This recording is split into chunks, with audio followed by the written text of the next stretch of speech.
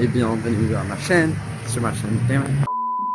Bonjour fellow citoyens du monde, moi c'est Jordan Patrick et bienvenue sur ma chaîne. Je suis avenue Kléber parce que je suis juste à côté de l'Arc de Triomphe et il y a une exposition qui se passe en ce moment, donc on y va, c'est parti.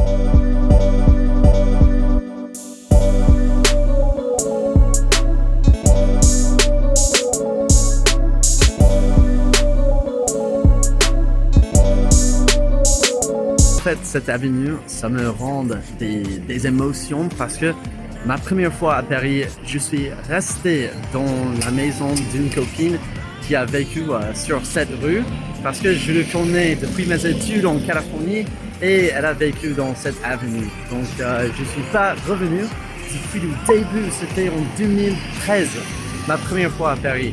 Donc, j'ai des sentiments incroyables là. Et je me souviens, mon premier repas, c'était de pizza dans cette avenue. Et bien sûr, des macarons et des baguettes. Évidemment, on est en France. Voilà, on marche jusqu'au bout de la rue où se trouve l'Arc de Triomphe. Donc, ouais, j'ai hâte de vous montrer ce qu'on va voir.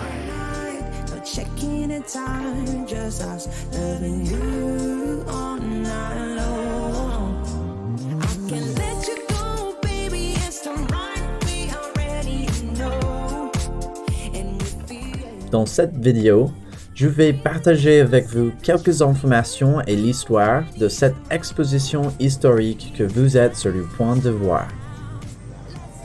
L'Arc du Triomphe, Rapt Paris, ou Désempaquetage en français, était un projet d'art contemporain réalisé par Christo et Jean-Claude. Ce projet a commencé en 1961 et c'est désormais terminé le 3 octobre 2021. Je ne sais pas si vous êtes rapide à faire des maths, mais ça fait 60 ans depuis la vision initiale de cette exposition. C'est la vraie définition de la persistance, n'est-ce pas? Il est l'heure d'expliquer le projet en quelques mots. L'équipe Christo et Jean-Claude a réalisé l'Arc de Triomphe Rapt Paris selon le vœu de Christo qui souhaitait la poursuite du projet après sa disparition, survenue le 31 mai 2020. Visible pendant 16 jours, du samedi 18 septembre au dimanche 3 octobre 2021, l'œuvre a nécessité 25 000 m² de tissu recyclable en polypropylène, argent bleuté et 3000 mètres de cordes rouges de la même matière. Du sens des monuments nationaux, qui assure au nom de l'État la conservation et l'ouverture au public de l'Arc de Triomphe, se félicite de la réalisation d'un projet qui témoigne de son engagement en faveur de la création contemporaine et de la mise en valeur de l'un des monuments les plus emblématiques de Paris et de France. Un projet autofinancé. Comme tous les projets artistiques de Christo et Jean-Claude, l'Arc de Triomphe Rapt Paris sera entièrement autofinancé grâce à la vente des œuvres originales de Christo. Collages, dessins de ce projet et d'autres ainsi que des maquettes, œuvres des années 50-60 et des lithographies. Il ne bénéficiera d'aucun autre financement public ou privé. Un peu plus sur l'histoire du projet. En 1961, 3 ans après leur rencontre à Paris, Christo et Jean-Claude commencent à concevoir et créer des œuvres temporaines pour l'espace public. L'idée d'empacter l'Arc de Triomphe voit le jour cette même année.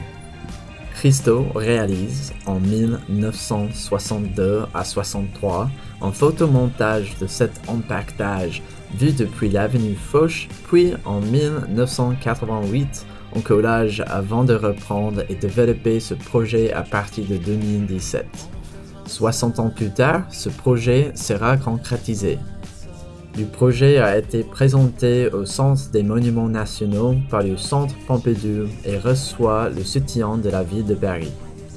En 2020, le Centre Pompidou a présenté l'exposition Christo et Jean-Claude Paris, qui retraçait la période parisienne de Christo et Jean-Claude, de 1958 à 1964. ainsi que l'histoire du projet, le Pont-Neuf impacté Projet pour Paris 1975 à 1985. Mais putain, il y avait beaucoup de chiffres français dans cette vidéo. Ah là là là là. Besides seeing this incredibly huge monument turned into an awesome contemporary art exposition, my second favorite part of this day was watching this lady try to cross by far the busiest intersection in France. It was pretty funny, yet also terrifying to watch her get halfway before getting honked and yelled at by 30 to 40 drivers at the same time. Oh, what a day she had. Waouh, c'était incroyable. Je me sentis vraiment reconnaissant et aussi chanceux. Et c'est juste parce que j'habite à Paris là.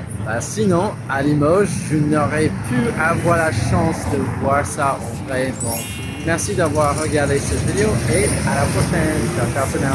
To me, I can't make her happy. Seems like we're coming apart. And every time she burn up, I'm always fixing her crown. And every time I turn up, she's always bringing me down. It's the way we always fall apart. And every single time